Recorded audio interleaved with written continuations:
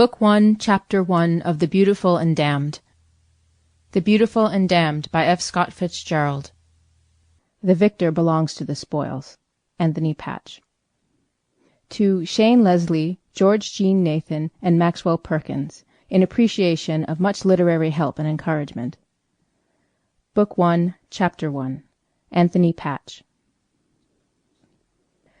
In 1913, when Anthony Patch was 25, 2 years were already gone since irony, the holy ghost of this later day, had, theoretically at least, descended upon him. Irony was the final polish of the shoe, the ultimate dab of the clothes brush, a sort of intellectual there. Yet at the brink of this story he has yet gone no further than the conscious stage. As you first see him, he wonders frequently whether or not he is without honor and slightly mad, a shameful and obscene thinness glistening on the surface of the world like oil on a clean pond. These occasions being varied, of course, with those in which he thinks himself rather an exceptional young man, thoroughly sophisticated, well adjusted to his environment, and somewhat more significant than anyone else he knows. This was his healthy state, and it made him cheerful, pleasant, and very attractive to intelligent men and to all women. In this state he considered that he would one day accomplish some quiet, subtle thing that the elect would deem worthy, and, passing on, would join the dimmer stars in a nebulous, indeterminate heaven halfway between death and immortality.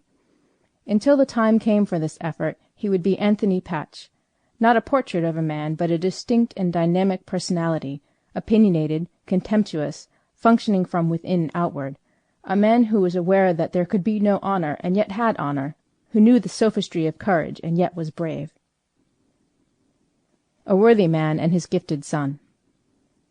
Anthony drew as much consciousness of social security from being the grandson of Adam J. Patch as he would have had from tracing his line over the sea to the Crusaders. This is inevitable, Virginians and Bostonians to the contrary notwithstanding. An aristocracy founded sheerly on money postulates wealth in the particular. Now, Adam J. Patch, more familiarly known as Cross Patch, left his father's farm in Tarrytown early in '61 to join a New York cavalry regiment. He came home from the war a major, charged into Wall Street, and amid much fuss, fume, applause, and ill will, he gathered to himself some $75 million. This occupied his energies until he was 57 years old. It was then that he determined, after a severe attack of sclerosis, to consecrate the remainder of his life to the moral regeneration of the world. He became a reformer among reformers. Emulating the magnificent efforts of Anthony Comstock, after whom his grandson was named, he leveled a varied assortment of uppercuts and body blows at liquor, literature, vice, art, patent medicines, and Sunday theaters. His mind, under the influence of that insidious mildew which eventually forms on all but the few, gave itself up furiously to every indignation of the age.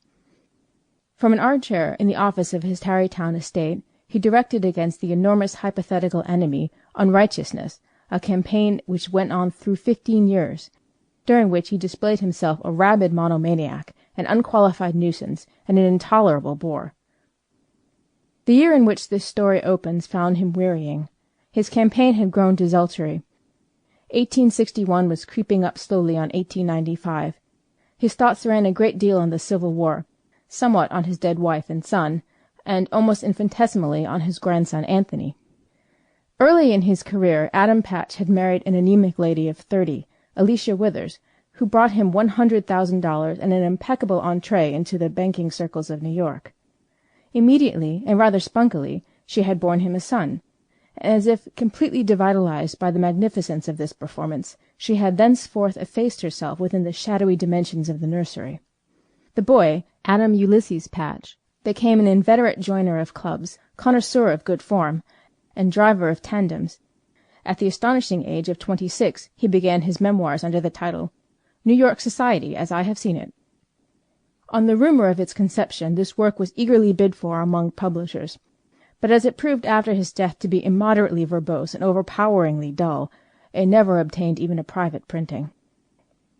This Fifth Avenue Chesterfield married at 20. Sample complete. Ready to continue?